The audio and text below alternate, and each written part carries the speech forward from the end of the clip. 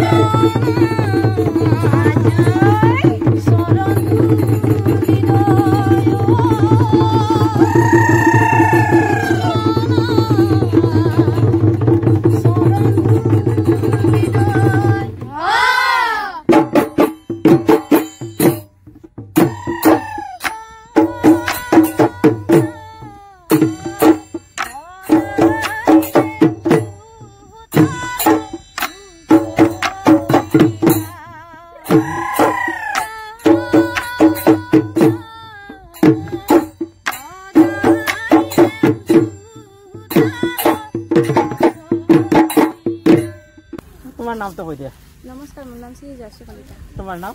नमस्कार मोर नाम श्री जुबली काकती। और तुम्हार नाम? नमस्कार मोर नाम श्री सोनमिता काकती। তোমার नाम? नमस्कार मोर नाम श्री दिलमणि काकती।